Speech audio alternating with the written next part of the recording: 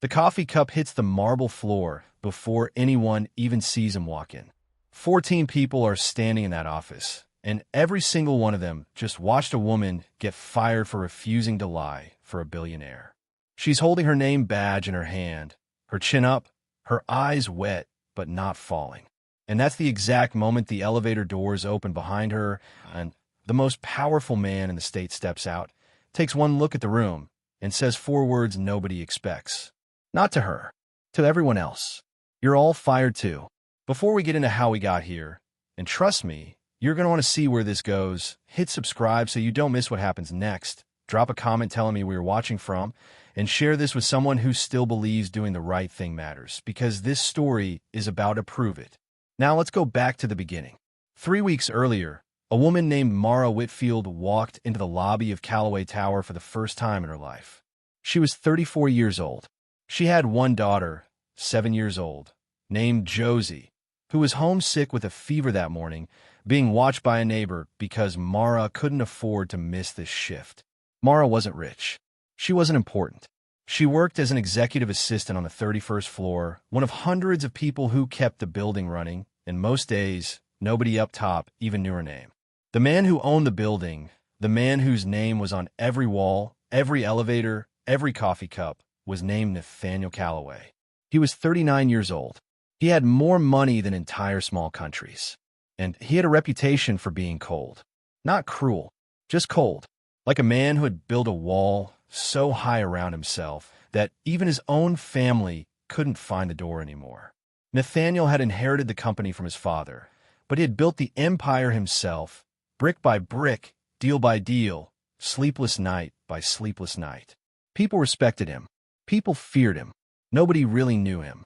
Mara had worked at Callaway Tower for 2 years. She was good at her job. She was quiet, careful, and she never once tried to get close to the executives on the top floor because she had learned a long time ago that the higher you climb near powerful people, the harder you fall when they decide they don't need you anymore. But that Tuesday morning, everything changed.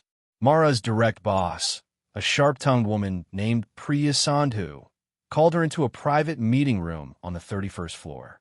There were 3 other executives in the room. The energy felt wrong the second Mara walked in. Too quiet, too careful. Like everyone in that room already knew something Mara didn't. Priya slid a folder across the table. Inside the folder was a financial report, numbers that didn't add up, numbers that had been changed, and a note asking Mara to sign off on the report as the assistant who had reviewed and verified it, even though Mara had never seen those numbers before in her life. "It's just a formality," Priya said. "Mr. Callaway needs this file by end of day. You just need to sign here." Mara looked at the numbers again. Her stomach turned. She had worked in finance long enough to know exactly what she was looking at. This wasn't a formality. This was fraud.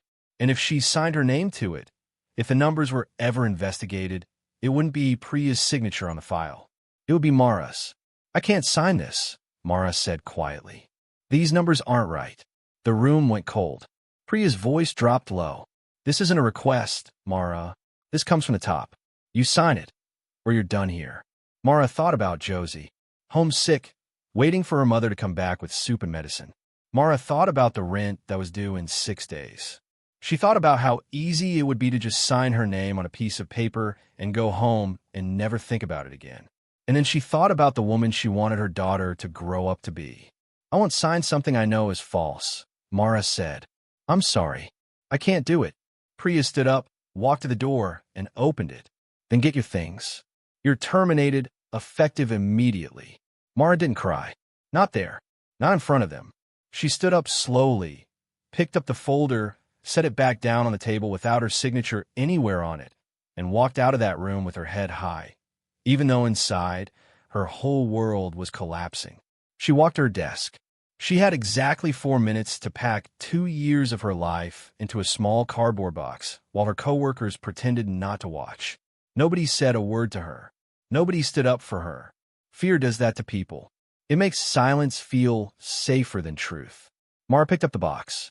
She held her badge in her other hand, the plastic card with her photo on it, the only proof she had ever belonged there at all. And she walked toward the elevator, toward the lobby, toward a future she had no idea how she was going to survive. That's when the elevator doors opened, and Nathaniel Calloway stepped out. He wasn't supposed to be in the building that day.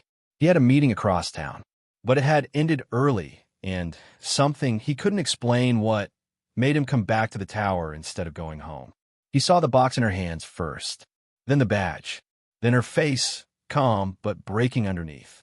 "What's going on here?" he said, his voice low and even, the kind of voice that made an entire room go silent. Nobody answered right away. He looked at Priya, standing in the doorway of the meeting room, still holding that folder full of numbers that didn't add up. "I asked a question," Nathaniel said. "What is going on here?" And that's where we're going to pause, because what happens in the next 60 seconds changes everything for Mara, for Nathaniel, and for every single person standing in that office. Stay with me. We're just getting started. Priya opened her mouth to answer, but Nathaniel held up one hand, and she stopped talking instantly.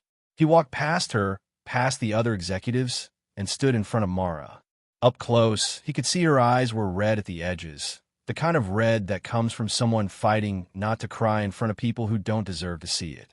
"Put the box down for a second," Nathaniel said. "I don't work here anymore," Mara answered. "I don't think I need to explain myself to you."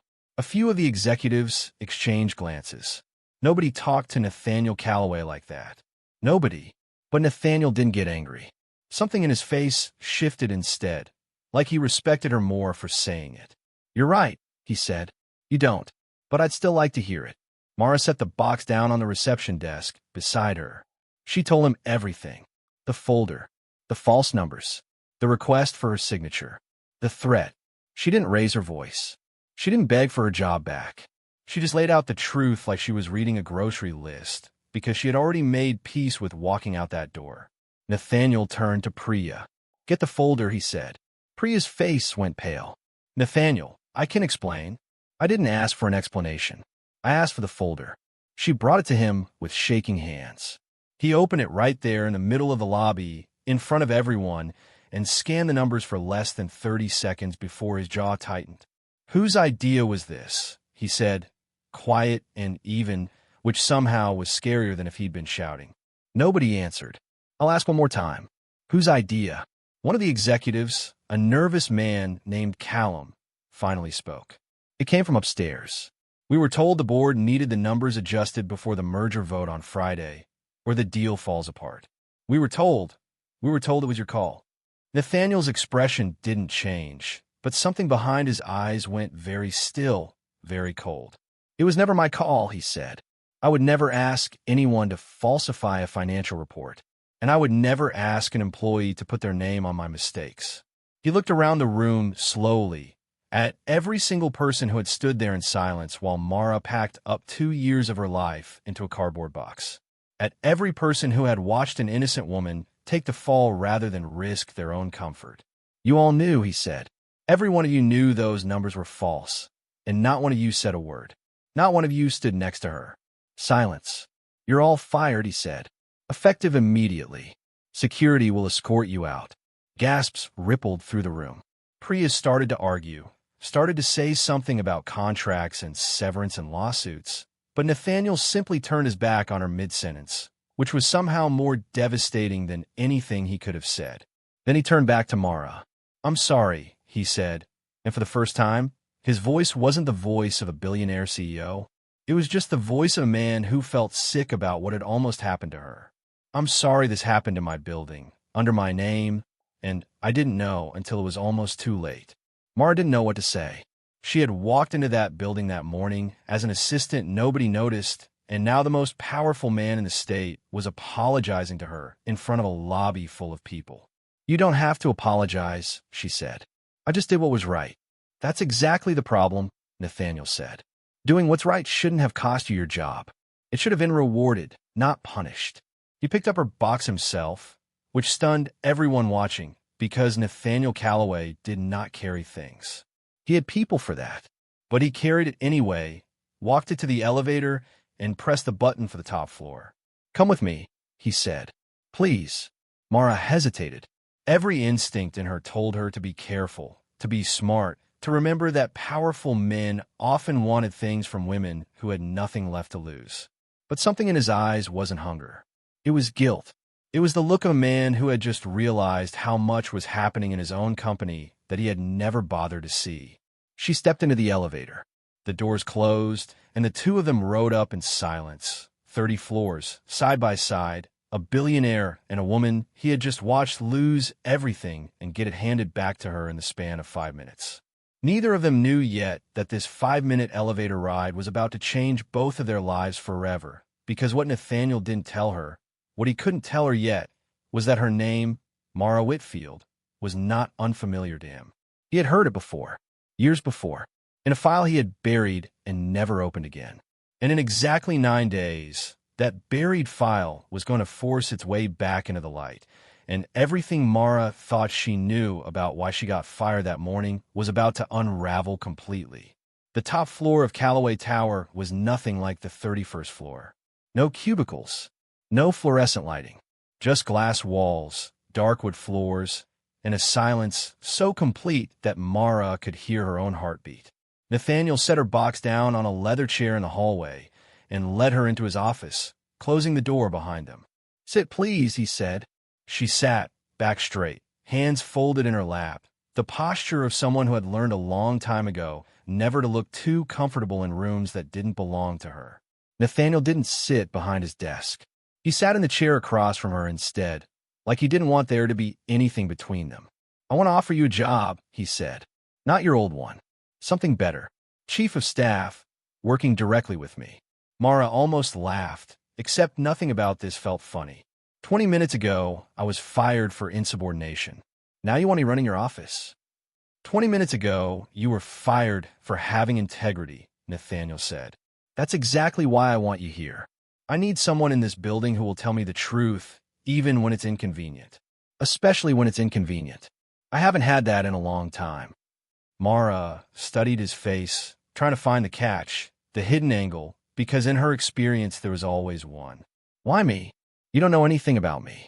Something flickered behind his eyes, fast, like a door opening and shutting before she could see what was inside. I know enough, he said, which wasn't really an answer at all, and Mara noticed that, filed it away, the way she filed away every small inconsistency in her life, because inconsistencies were usually where the truth was hiding. I have a daughter, Mara said. She's 7. She's sick right now, actually, and I need to get home to her. I can't just say yes to something like this on the spot. Take the night, Nathaniel said. Take 2 nights. But Mara, I want to be honest with you about something else, because you deserve honesty after this morning. He paused, and for a moment, he looked less like a billionaire and more like a man about to admit something that scared him. Your name, he said slowly. Whitfield. I need to ask you something, and I need you to tell me the truth. Did your husband or your daughter's father, did he ever work construction out near the old Harbor District about 8 years ago? Mara went very still. How do you know that? She whispered. Nathaniel's jaw tightened, and outside his office window, the sun was starting to lower over the city skyline, throwing long shadows across the room, across both their faces, across a secret that was about to change everything Mara thought she knew about the day her daughter's father died. Because I think I owe your family something, Nathaniel said quietly. Something I should have paid a long time ago. Mara's hands went cold in her lap. You knew Daniel? Nathaniel didn't answer right away. He stood up, walked to the window, and looked out at the city like the buildings below might give him the courage to say what came next. 8 years ago, this company was smaller, he said. We were building the harbor complex, 3 towers, on a deadline that never should have existed. My father was still running things then. Not me, but I was on the board. I signed off on the timeline. I didn't ask enough questions about what that timeline meant for the men doing the actual work. Mara's throat tightened. She already knew where this was going, but she needed to hear him say it. There was a scaffolding collapse, Nathaniel continued. Site 4. 6 men were on it. 5 walked away. 1 didn't. Daniel, Mara said, barely above a whisper. Nathaniel turned around. Daniel Whitfield, 31 years old. The report said equipment failure. What it didn't say was that the safety inspections had been skipped twice that month to keep the project on schedule. I didn't approve that decision directly, but I let people make decisions like that under my name because I wasn't paying attention to anything except the bottom line. Mara felt like the floor had tilted beneath her, 8 years of grief, 8 years of raising Josie alone, 8 years of settlement check that barely covered a year of rent before it ran out, and the man standing in front of her had known this whole time, had walked past that guilt every single day in this building and never once reached out. "You knew who I was," she said, her voice shaking now, not with sadness but with something sharper. "This whole time? Well, I got hired 2 years ago. You knew, and you said nothing." "I didn't know," Nathaniel said quickly. "Not until an hour ago. I saw your file when HR processed the termination paperwork. Your name, your late husband's name listed as next of kin history. It was all right there. I've read that accident report more times than I can count, Mara. I know his name better than I know most of the executives on this floor. I just never connected it to you because I never had a reason to look." Mara stood up, arms crossed, holding herself together with sheer will. "So what is this really? A job offer? Guilt money with better health care? You think giving me a fancy title fixes what happened to my husband?" "No," Nathaniel said firmly. "Nothing fixes that. I know that. I'm not trying to buy anything from you. And if that's what this feels like, then I've already said it wrong." "Then say it right," Mara snapped, years of buried anger finally cracking through the calm she'd worn like armor for so long. "Tell me exactly what you want from me, because powerful men don't do favors for women like me without wanting something back." The room went silent. Nathaniel looked at her for a long moment, and when he spoke again, his voice had lost all of its boardroom polish. It sounded almost young, almost afraid. "I want to fix what I can," he said. "I can't bring Daniel back. I can't undo 8 years of you raising a daughter alone on money that clearly wasn't enough. But I can make sure the woman he loved enough to marry never has to stand in a lobby again with a cardboard box, because she refused to lie for people like the ones who let him die." Mara's eyes filled despite every effort to stop them. "You don't get to make this about redemption for you," she said quietly. "This isn't about making you feel better." "I know," Nathaniel said. "That's not what I'm asking for." "Then what are you asking for?" He hesitated, and for the first time since she'd met him 2 hours ago, Nathaniel Calloway looked genuinely unsure of himself. "A chance," he said. "Just a chance to do right by your family in whatever way you'll let me. Nothing more than that. If you walk out of here and never take my call again, I understand. I probably deserve that. But I needed you to know the truth before you decided anything."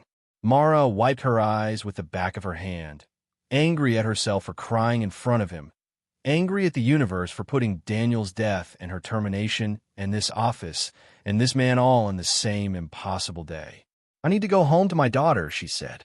"Of course," Nathaniel said, stepping back to give her room. "I'll have a car take you. I can take the bus. I've been taking the bus for 8 years." "I know," Nathaniel said quietly. "That's exactly what I'd like to change, if you'll let me." Mara picked up her box from the chair in the hallway, and Nathaniel walked her all the way to the elevator himself, past the assistants and executives who stared openly, none of them understanding what they had just witnessed, none of them knowing that the man who ran their entire company had just confessed something to a fired employee that could unravel a company-defining lawsuit if it ever became public. The elevator doors opened. Mara stepped inside, turned around, and looked at him one last time. "I'll think about the job," she said. "Not because of what happened to Daniel.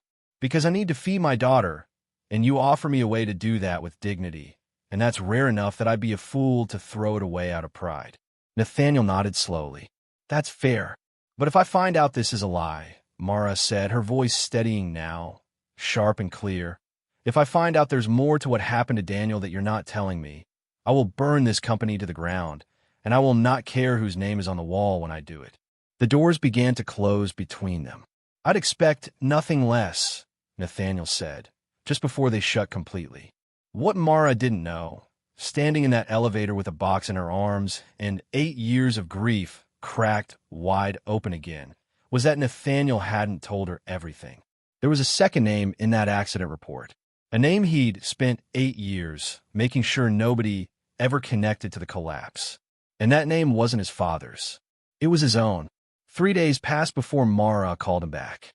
In those 3 days, she went through every emotion a person could survive. Anger at him, at herself for even considering the job, at the universe for making her relive the worst day of her life in the span of one afternoon. Grief, fresh and raw, like Daniel had died yesterday instead of 8 years ago. And underneath all of it, something she hated admitting even to herself: curiosity. I need to know exactly what happened on Site 4, and why a billionaire had spent 8 years carrying a guilt heavy enough to apologize to a stranger in a lobby. Josie's fever broke on the second day. By the third, she was well enough to sit at the kitchen table drawing pictures while Mara made calls she'd been putting off: landlord, school registration, the small mountain of bills that never seemed to get smaller no matter how carefully she budgeted. "Mom," Josie said, not looking up from her drawing. "Are we going to be okay?" Mara froze at the sink. "Why would you ask that, baby?" You have your worried voice on the phone. The one you had after Daddy. 7 years old, and her daughter could already read her like a book. Mara dried her hands, sat down across from her, and looked at the drawing. A house, a sun, 2 stick figures holding hands. "We're always going to be okay," Mara said. "That's my job, to make sure of it." But that night, after Josie fell asleep, Mara sat at the kitchen table with her phone in her hand for almost an hour before she finally dialed the number Nathaniel had given her. He picked up on the second ring, like he'd been waiting. "I'll take the job," Mara said. No greeting, no small talk. "But I want conditions." "Name them," Nathaniel said. "I want the accident report. The real one, not the version filed with the state. If you have it, I want to see it before I set foot back in that building." There was a pause on the other end, long enough that Mara thought the call had dropped. "I'll have it for you tomorrow," Nathaniel finally said. "There's something else in it you should probably see, too. Something I should have told you 3 days ago." "Tell me now." "Not on the phone," Nathaniel said. "Come to the office at 9. I'll show you everything." Mara barely slept that night. She kept picturing Daniel, the way he used to come home covered in dust and sunburn, laughing about something one of the other guys said, kissing her on the forehead, before he even washed up because he said he couldn't wait one more second to see her smile. She kept picturing the day 2 men in company uniforms showed up at her door instead of him, the way her legs had given out before they even finished the sentence. At 9 the next morning, she walked into Callaway Tower wearing the only blazer she owned, the one she'd worn to Daniel's funeral, and rode the elevator up to the top floor for the second time in her life. Nathaniel was waiting for her, and he looked like he hadn't slept either. There was a folder on his desk, thicker than the one from the lobby, and beside it, a second folder, older, the edges worn soft from years of being opened and closed. "Sit down," he said. "Please." Mara sat. He slid the older folder across the desk. "This is the internal report," Nathaniel said. "The one that never left this building. The one my father made sure never left this building." Mara opened it with shaking hands. Photographs of the scaffolding. Inspection logs with dates crossed out. And near the bottom, a memo, dated 4 days before the collapse, flagging Site 4 as unsafe for continued work without immediate repairs. The memo was signed. Mara stared at the signature for a long moment before she understood what she was looking at. "This is your signature," she said slowly. "I was 28, Nathaniel said, his voice flat, like he'd rehearsed this confession 1,000 times in his head, and it still didn't get easier to say out loud. "I was the site director's direct supervisor. I flagged it. I wrote that memo myself, and I sent it up the chain, and I was told the repairs would happen before work resumed." "But they didn't," Mara said. "No," Nathaniel said. "My father decided the repairs would cost too much time and too much money, and he overruled me. He told the crew the scaffolding had been cleared. I found out it hadn't 3 days after the collapse, when I finally got access to the maintenance logs myself." Mara's hands were trembling now, holding the memo, holding proof that this man had known, had tried to stop it, and had still let his father's decision stand without fighting harder, without going public, without doing whatever it took to save Daniel's life. "Why didn't you say anything?" she said, her voice cracking. "Why didn't you go to the police, the news, anyone? You had proof. You had this." "Because I was a coward," Nathaniel said, and for the first time, his composure completely broke. "Because my father told me if I went public, the company would collapse, hundreds of people would lose their jobs, and it wouldn't bring your husband back. It would just destroy everyone else's lives along with mine." I told myself that made sense. I told myself burying it was the responsible thing to do. And then 2 years later, my father died, and I inherited everything. And by then, I had convinced myself the guilt was punishment enough. Mara stood up so fast the chair scraped hard against the floor. Punishment enough? You built an empire on my husband's death, and you call quiet guilt punishment enough? No, Nathaniel said, standing too, not backing away from her anger, even though every instinct in him probably screamed too. It was never enough. It will never be enough. That's why I need you to know everything before you decide anything about working here, about trusting me, about any of this. Because you deserve the truth, even if the truth makes you hate me. Mara stood there, gripping the memo, so hard the paper crumpled in her fist. 8 years of unanswered questions finally answered in the worst possible way, and for a long moment, the only sound in the office was her own ragged breathing. I need to think, she finally said. Take whatever time you need. Mara set the memo down on the desk, carefully like it was something sacred, and walked to the door. She paused with her hand on the handle. Does anyone else know? She asked without turning around. Does the board know? Do the shareholders know what really happened at Site 4? No, Nathaniel said quietly. Just me. And now you. Mara nodded slowly and walked out without another word, leaving Nathaniel standing alone in his office with 8 years of guilt finally spoken out loud for the first time. No longer a secret buried in a locked file, but a truth now living in the mind of the one person who had every right in the world to destroy him with it. What neither of them knew, yet, was that they weren't the only two people who had access to that internal report. Someone else had a copy. Someone who had been waiting 8 years for the right moment to use it, not to give Mara justice, but to take Nathaniel's empire for themselves. And that person was about to make their first move in exactly 6 days, the same day the company's board would gather for the biggest merger vote in Callaway history. Mara didn't answer Nathaniel's calls for 2 full days. She went back to her normal life, or tried to. She dropped Josie off at school. She filled out job applications at the kitchen table. She counted the money in the coffee can on top of the fridge, the one she kept for emergencies, and watched the number get smaller instead of bigger. But no matter what she did, no matter how hard she tried to distract herself, she kept coming back to that memo. Nathaniel's signature. The 4 days of warning that nobody listened to. The version of the truth that had been locked away for 8 years while she raised her daughter alone. On the 3rd day, she sat Josie down at the kitchen table after dinner. Baby, I need to ask you something serious, Mara said. Josie looked up from her chicken nuggets, suddenly solemn the way only kids can be when they sense something important is happening. Okay, what if Mommy took a new job? A really good job with a man who used to know your daddy. It would mean more money, better school stuff for you, maybe even a house instead of the apartment someday. But it would also mean I'd be around someone who was part of what happened to your daddy a long time ago. Not the reason it happened, but someone who could have stopped it and didn't. Josie thought about this with the kind of seriousness only a 7-year-old sitting with chicken nuggets can manage. Is he sorry? Yes, Mara said. I think he really is. Did he say sorry to you? He did. Josie nodded slowly, like this settled something important in her small world. Then maybe you should give him a chance.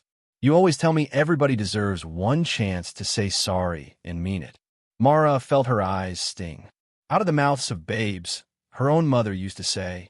She reached across the table and squeezed her daughter's hand. You're right, she said. I did say that. The next morning, Mara called Nathaniel back.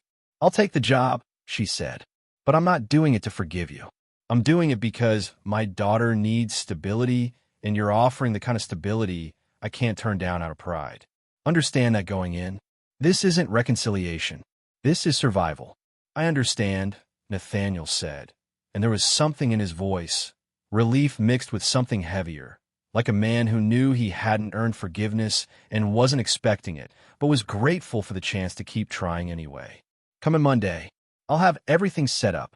What Mara didn't know was that somewhere across the city, in a high-rise office much smaller than Callaway Tower, but no less ambitious, a man named Desmond Reyes was sitting at his desk with his own copy of that internal accident report spread out in front of him.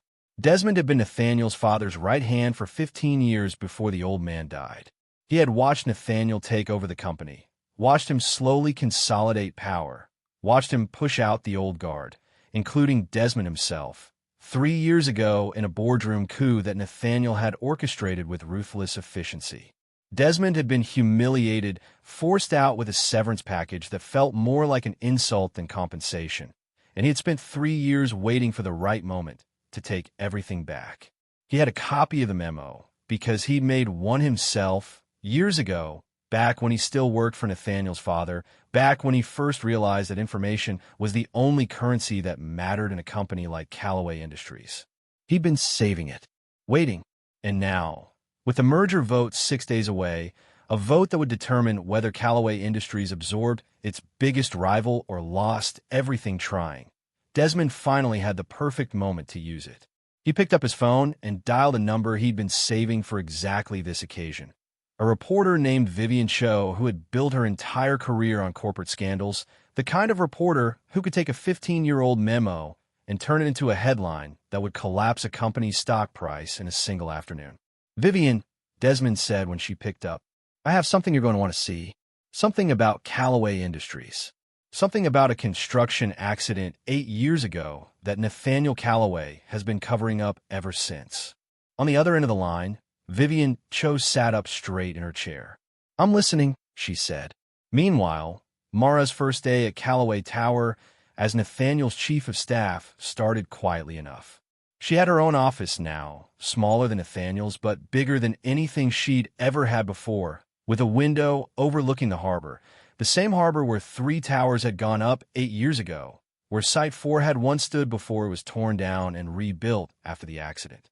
She spent the morning reviewing schedules, learning the rhythms of Nathaniel's day, meeting the assistants and department heads who had survived the mass firing from the week before, people who looked at her now with a mixture of curiosity and wariness, unsure what to make of the woman who had gone from fired employee to the most powerful assistant in the building in the span of a single week. At noon, Nathaniel knocked on her open door. "Settling in okay?" he asked. "It's a lot," Mara admitted. "But I'm managing. There's a lunch downstairs, a welcome thing, nothing formal. You don't have to come if you're not ready." "I'll come," Mara said. "I need to start somewhere." The lunch was in a private dining room on the 40th floor, a handful of senior staff, polite conversation, the kind of careful small talk people make when they're all trying to figure out the new social order of a company that had just gone through a very public shakeup. Mara held her own, answered questions carefully, watched more than she talked, the way she always did in new environments. Halfway through lunch, Nathaniel's phone buzzed. He glanced at it, and Mara watched his face change, the color draining out of it in real time. "Excuse me," he said, standing abruptly. "I need to take this." He stepped out of the room. Mara felt a knot form in her stomach, the same instinct that had told her something was wrong the day Priya handed her that folder full of false numbers. She excused herself a minute later and found Nathaniel standing near the elevators, his phone pressed to his ear, his voice low and urgent. And then she found it. A photo, 3 years old, from a charity gala. Vivian Cho standing next to a man in a sharp gray suit, the caption identifying him as Desmond Reyes, former chief operating officer of Callaway Industries. Mara sat back slowly, the pieces clicking into place with sickening clarity.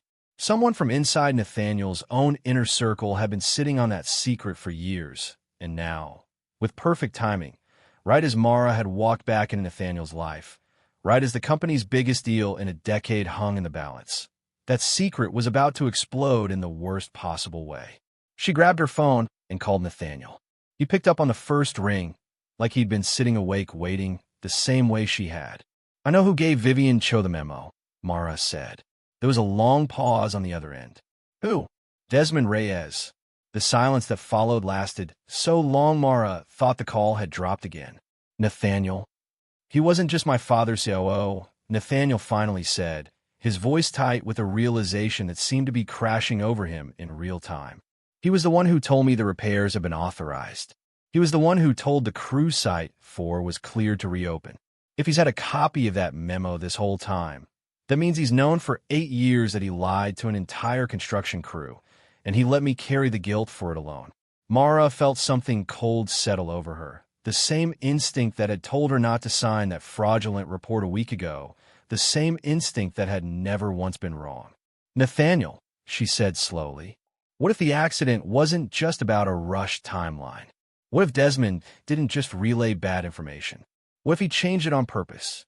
The question hung in the silence between them, heavy and terrible, and somewhere across the city, in an office with a phone pressed to his ear, Desmond Reyes smiled to himself as Vivian Cho confirmed the story was locked, loaded, and set to publish in exactly 9 hours, with a version of the truth carefully edited to make sure Nathaniel Calloway would take the fall completely alone. 2 weeks after the press conference, Desmond Reyes was arrested at his own front door, in front of his neighbors, in front of the cameras that had somehow already gathered there because someone at the district attorney's office had tipped off the press. He didn't resist. He didn't say anything at all. Actually, just stood there in handcuffs with his jaw tight and his eyes cold, staring straight ahead like a man calculating his next move instead of a man facing consequences for the first time in his life.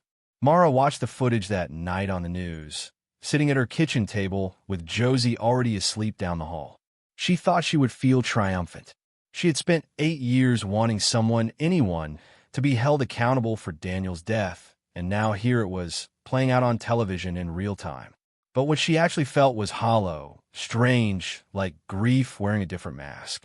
Justice didn't bring Daniel back. It never was going to. She had known that intellectually for a long time, but watching Desmond's arrest made it true in a way that facts alone never had. Nathaniel called her 20 minutes after the segment ended. "Are you okay?" he asked. "I don't know," Mara admitted. "I thought I'd feel something bigger than this." "Grief doesn't work like a scoreboard," Nathaniel said quietly. "I learned that a long time ago. You don't get points back. You just get honesty, finally, and honesty doesn't undo anything. It just stops the lying." Mara sat with that for a moment, turning it over in her mind like a stone she was trying to smooth down.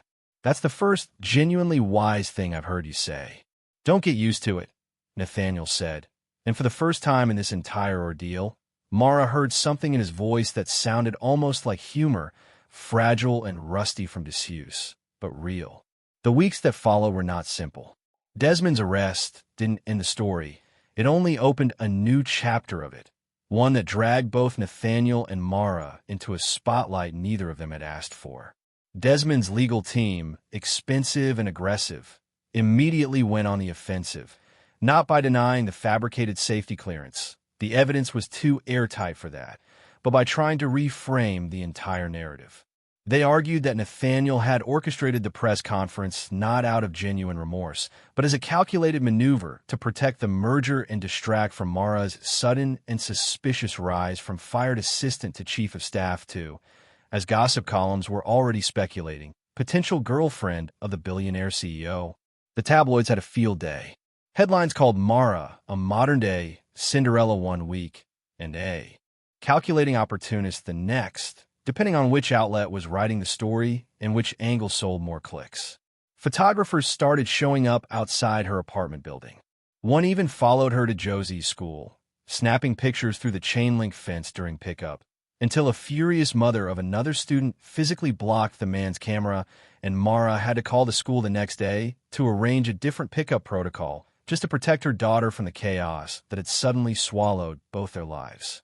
"This is exactly what I didn't want," Mara said to Nathaniel one evening, standing in his office with a printed tabloid cover in her hand, a blurry photo of her and Josie walking to the car with a headline asking whether the billionaire's new mystery woman was really a grieving widow or a woman who had found a very convenient way to cash in on tragedy.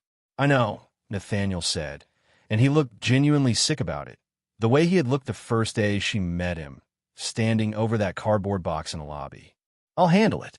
I'll issue a statement making it clear you had nothing to do with any of the company's crisis management, that your job offer predates any personal relationship between us." "There isn't a personal relationship between us," Mara said, sharper than she meant to, though even as she said it, she wasn't entirely sure it was true anymore, and judging by the flicker in Nathaniel's eyes, he wasn't sure either. "Right," Nathaniel said. "Of course. I meant whatever this is. Friendship. Whatever word fits. None of the words fit, Mara said quietly, sitting down across from his desk, suddenly exhausted in a way that went deeper than lack of sleep. That's the problem. I don't know what this is, Nathaniel. I know I don't hate you anymore. And there was a version of me 2 weeks ago who thought I always would. I know you've done more to try to make things right than I ever expected from someone with your kind of power. But I also know that every time I turn on the television, someone is trying to turn my grief into entertainment, and my daughter is starting to ask questions I don't know how to answer. What kind of questions? Mara's throat tightened. She asked me last night if people think I loved her daddy for his money too. She's 7, Nathaniel. She shouldn't even understand what that sentence means. And she asked me that because some kid at school repeated something they heard their parents say about us. Nathaniel's face went pale. He sat down slowly, the weight of what he'd unintentionally dragged into Mara and Josie's life settling onto his shoulders in a way that seemed to physically age him in real time. I never wanted this for either of you, he said. I can pull back. I can make sure the company handles the rest of Desmond's case without needing you front and center anymore. I can give you space, real space, if that's what would help. Mara studied him for a long moment. Part of her wanted to say yes, wanted to take the space, wanted to disappear back into the quiet, anonymous life she'd had before that folder full of false numbers ever landed on her desk. But another part of her, a part that had been slowly waking up over the last several weeks, didn't want that at all. I don't want space, she finally said. I want this to stop being a spectacle. Those are 2 different things. Nathaniel nodded slowly. Then let's figure out how to make it stop being a spectacle. They worked together over the following days, crafting a joint statement, careful and measured, clarifying the timeline, making clear that Mara's employment predated any personal connection and that her testimony regarding Desmond's fabricated safety report had been provided voluntarily to the district attorney's office out of a commitment to justice for her late husband, not for any financial or romantic gain. The statement helped some. The story didn't disappear completely. Stories like this rarely did, but the volume turned down enough that Mara could walk Josie to school again without a camera waiting at the fence. But the trial itself, when it finally began 2 months later, brought its own storm, one that neither of them had fully prepared for. Desmond's defense strategy, once it became clear the fabricated clearance was impossible to argue away, shifted entirely toward mitigation. His lawyers built an elaborate narrative arguing that Desmond had been acting under enormous pressure from Nathaniel's father, that the culture at Callaway Industries under the old regime had normalized cutting corners, that Desmond was, in their words, a fall guy for a broken system he didn't create. They called witness after witness, former employees, contractors, even a retired site foreman, all painting a picture of a company where deadlines had always mattered more than safety long before Desmond ever fabricated that clearance. Mara sat in the courtroom every single day of the trial, in the same blazer she'd worn to Daniel's funeral 8 years earlier and to Nathaniel's office the day she saw the memo for the first time, because it was the only formal clothing she owned that felt right for something this serious. She listened to witness after witness describe a company culture that had treated men like Daniel as replaceable, as line items, as acceptable risk in the math of quarterly profits. It was, in some ways, harder to sit through than the day she'd learned the truth about the memo, because it confirmed something she had always suspected but never had proof of. Daniel's death hadn't been one man's singular failure. It had been the predictable outcome of a system built to fail people exactly like him. On the 4th day of testimony, Nathaniel took the stand himself, called by the prosecution to testify about the original memo, the chain of command, and what he knew and when he knew it. Mara watched him from the gallery, watched him answer every question with the same unflinching honesty he'd shown at the press conference weeks earlier, refusing every opportunity his own legal team had quietly suggested he take to soften his role, to shift blame more fully onto his deceased father or onto Desmond alone.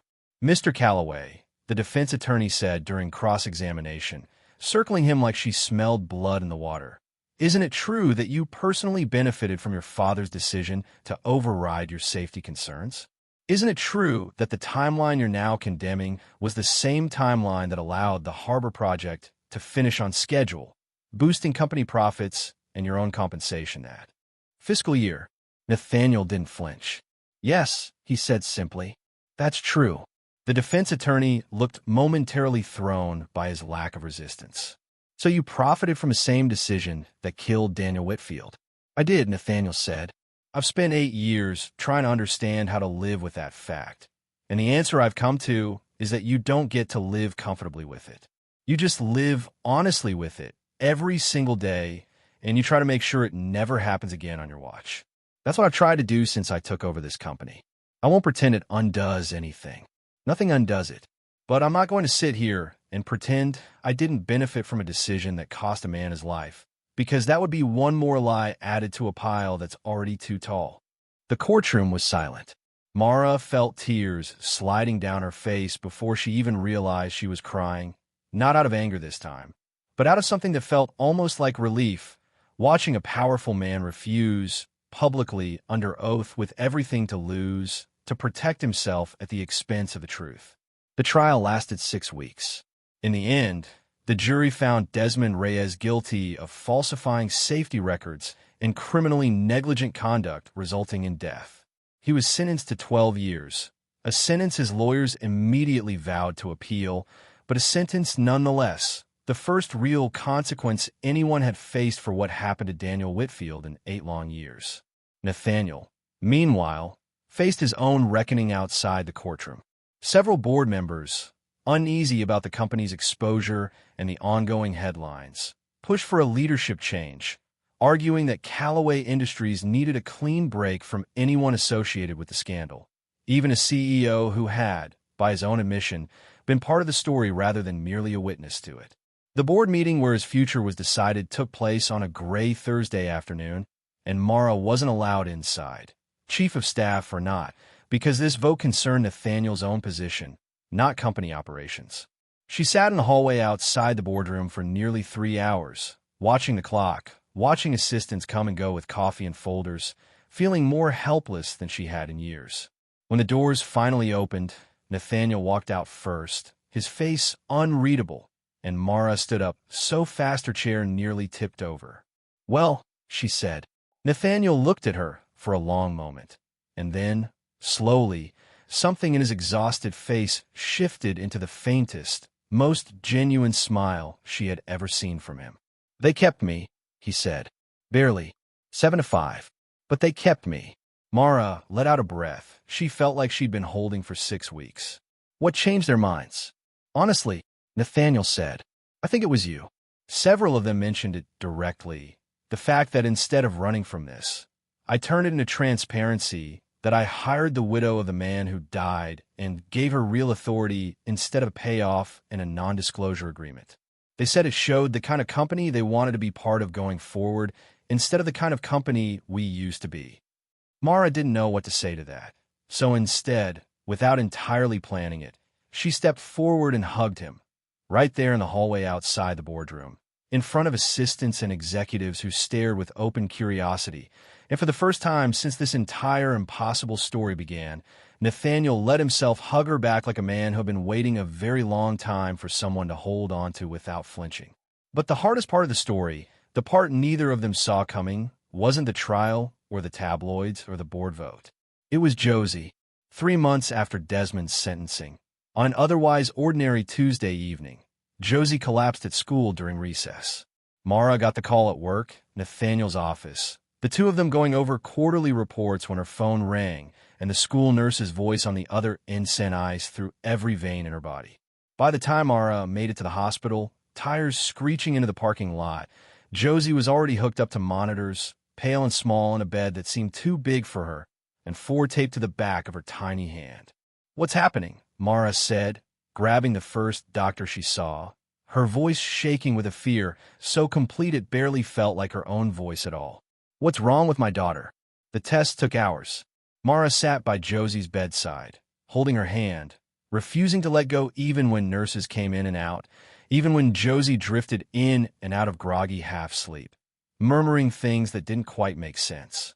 Nathaniel arrived within 20 minutes of Mara's call, having left a board meeting mid-sentence without a word of explanation to anyone, and he didn't leave the hospital hallway for the next 14 hours, bringing Mara coffee she didn't drink, sitting beside her in silence when she couldn't talk, standing between her and the world when the tabloids inevitably caught wind that the billionaire's mystery woman's daughter had been rushed to the hospital, and photographers started calling the front desk, trying to get information.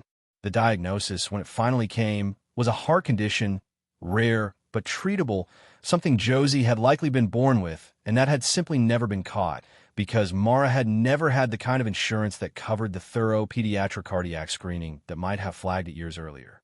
The kind of insurance the doctor mentioned almost offhandedly that most working single mothers in Mara's income bracket simply didn't have access to. Mara broke down completely in that hospital hallway, years of exhaustion and grief and fear finally overflowing all at once, the guilt of not catching it sooner crashing into her like a physical weight. "This isn't your fault," Nathaniel said, kneeling in front of her chair, holding both her hands in his. "Mara, look at me. This is not your fault. You did everything humanly possible for that little girl on the income you had. This is what happens when the system fails people, over and over, the same system that failed Daniel. This isn't a story about you failing her. This is a story about a broken system finally catching up to a family that deserved better a long time ago." "I can't lose her too," Mara whispered, the words breaking apart in her throat. "Nathaniel, I can't survive losing her too." "You're not going to," Nathaniel said fiercely, gripping her hands tighter. "I promise you, whatever this takes, whatever specialists, whatever treatment, whatever it costs, you are not going to lose her. I will not let that happen. Not to you. Not again." The surgery, a relatively routine procedure to correct the defect once caught, was scheduled for the following week. Nathaniel personally arranged for the top pediatric cardiac surgeon on the East Coast to fly in and oversee the case quietly, without press, without fanfare, simply because it was the fastest way to guarantee Josie the best possible outcome. And because, as he told Mara privately, he would have moved the entire hospital brick by brick if that's what it took. The night before the surgery, Josie, small and brave in her hospital bed, looked up at both of them standing at her bedside and asked the question that neither of them had quite dared to ask each other yet. "Are you going to marry my mom?" she asked Nathaniel, with the blunt fearlessness only children possess, especially children facing something scarier than any adult conversation could ever be. Nathaniel looked startled, then looked at Mara, who was blushing furiously and opening her mouth to deflect the question entirely. "I'd like to, someday," Nathaniel said honestly, surprising both Mara and himself with how easily the truth came out. "If your mom will have me, and if that's okay with you." Josie considered this with the same seriousness she'd shown weeks earlier at the kitchen table. "You carry my mom's box that first day," she said. "She told me that story like 100 times. Nobody ever carried anything for her before. I think that means you're okay." "I think that's the highest compliment I've ever received," Nathaniel said, his voice thick with emotion he didn't bother trying to hide. The surgery, the next morning, took 4 hours. For hours that felt like 4 years to Mara, sitting in a waiting room with Nathaniel beside her, his hand wrapped around hers the entire time, neither of them speaking much, both of them simply present, holding vigil together the way two people do when they've decided, somewhere along the way, without ever officially saying it out loud, that they are in this together now for whatever comes next. When the surgeon finally walked out, mask pulled down, exhausted but smiling, and said the words "she's going to be fine," Mara collapsed against Nathaniel's chest, sobbing with relief, so profound it left her shaking, and Nathaniel held her there in the middle of that hospital waiting room, in front of nurses and strangers and anyone who happened to be watching, without an ounce of concern for how it might look, because for the first time in either of their lives, how things looked mattered. Infinitely less than what was actually finally true. Josie recovered fully over the following months. And it was 6 months after that surgery, in the same small kitchen where this entire impossible story had first taken root, that Nathaniel got down on one knee, nervous in a way that had nothing to do with boardrooms or press conferences or courtroom testimony, and asked Mara to marry him, with Josie sitting on the counter, swinging her healthy, healed legs, grinning like she had known this moment was coming for months. Because in truth, she probably had. Mara said yes. Not because he was a billionaire.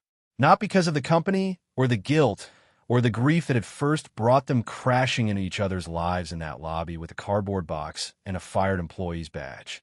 She said yes because somewhere between a courtroom and a hospital hallway, between an old buried memo and a little girl's healed heart, she had found something she never once expected to find again after Daniel died. A man who chose honesty over comfort again and again, even when it cost him everything and a home, finally rebuilt not on money or power, but on nothing except the truth. The engagement didn't stay private for long. Somehow, within 48 hours, a photo leaked online. Nathaniel on one knee in Mara's small kitchen, taken from an angle that suggested Josie herself might have snapped it on the tablet she'd gotten for her birthday, and, in a fit of 7-year-old excitement, shown to a friend at school whose older sibling posted it without fully understanding what they were doing. Mara wasn't even angry about it, not really. She understood excitement. She understood wanting the whole world to know something wonderful had happened. But she also understood, faster than Nathaniel did, exactly what kind of storm that photo was about to unleash. By the next morning, Billionaire CEO proposes to widow of man killed in his own company's cover-up was trending across every major outlet in the country. Some headlines were kind, framing it as an unlikely love story born from tragedy and redemption. Others were vicious, accusing Mara of manipulating a guilt-ridden billionaire into marriage, accusing Nathaniel of buying forgiveness with a ring the same way his father had once tried to buy silence with a settlement check. Late-night talk shows made jokes about it. Op-eds debated whether it was appropriate for a man to marry the widow of someone who died because of his company's negligence, as though grief and love followed some kind of respectable moral calendar that Mara and Nathaniel had violated by falling for each other too soon, in the wrong order, under the wrong circumstances. Mara tried to shield Josie from most of it, but kids talk, and by the following week, Josie came home from school with red-rimmed eyes and refused to explain why until bedtime, when she finally admitted that a boy in her class had told her that her mom only loved Nathaniel because he was rich and that everyone at school had seen it on their parents' phones. Mara sat on the edge of Josie's bed that night long after her daughter finally fell asleep, exhausted from crying, and felt something in her chest crack open in a way it hadn't since Daniel's funeral. She loved Nathaniel. She was sure of that now, certain in a way she hadn't let herself be certain of anything since she was 26 years old and falling in love with a construction worker who burned toast every single morning. But loving him came with a price tag attached that she had never asked for and didn't know how to protect her daughter from, a public narrative that reduced her entire complicated grief and healing into a punchline. She called Nathaniel that night, later than she usually would, and when he picked up, she didn't bother easing into it. "I think we need to slow down," she said. There was a pause on the other end, careful, like he'd been half expecting this call for days. "Talk to me," he said. "Don't just retreat. Talk to me first." Josie came home crying today because some kid repeated a headline his parents were laughing about at breakfast, Mara said, her voice tightening with an anger that had nowhere else to go. "She's 7, Nathaniel. She just had heart surgery 6 months ago. She should be worried about summer camp and losing her front teeth, not whether the whole internet thinks her mother is a gold digger." "I'll handle the press," Nathaniel started, but Mara cut him off. "You can't handle this one," she said. "You can't sue a tabloid for making a 7-year-old cry at school. You can't put out a press release that fixes what the other kids say to her at recess. This isn't a boardroom problem. This is real life, and real life doesn't care how good your legal team is." Nathaniel was quiet for a long moment. "What are you saying, Mara? Are you saying you don't want to marry me?" "I'm saying I don't know how to protect her from this," Mara said, and her voice finally broke, all the composure she'd been holding on to for days collapsing at once. "I've spent 8 years protecting that little girl from everything I possibly could. From poverty, from grief, from growing up thinking the world owed her nothing and gave her nothing. And now, the second things started to get good, the second I let myself believe we might actually get a happy ending, the world turns around and makes her the punchline of a story that was never supposed to be about her at all." "You're right," Nathaniel said quietly. "It's not fair. None of this is fair to her. And I think you're right that I can't fix it the way I fix everything else, with money or lawyers or press statements." "But Mara," I don't think the answer is slowing down or pulling back. I think pulling back just teaches her that when the world gets loud and ugly, the right response is to shrink. I don't want that for her either. I want her to see that sometimes you plant your feet and you let the noise pass over you, because what's underneath the noise is real and worth keeping. Mara wiped her eyes, sitting alone in her living room at nearly midnight. The glow of the television long since turned off, just the streetlight coming through the window. That's easy for you to say. You've never had to watch your kid get hurt because of who you chose to love. You're right, Nathaniel admitted. I haven't. I don't have the right to tell you how to protect her. But I can tell you this. I'm not going anywhere, whether you decide to slow this down or not. I meant every word I said in your kitchen. I'm not marrying you because it's convenient, or because the board likes the optics, or because I'm trying to buy forgiveness for something money was never going to fix. I'm marrying you because for the first time in my entire life, I found someone who tells me the truth even when it costs her something, and I don't want to lose that over a headline written by someone who doesn't know either of us. Mara sat with that for a long time. The phone pressed to her ear, neither of them speaking, both of them simply breathing on opposite ends of the line, two exhausted people who had already survived so much more than a bad headline should have been able to threaten. I need to talk to her, Mara finally said. Josie, I need her to understand what's happening in a way that's actually hers to understand, not something she's absorbing secondhand from cruel kids at recess. Do you want me there? Nathaniel asked. Or do you want to do that part alone?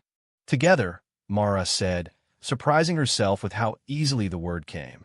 I think she'd want us together.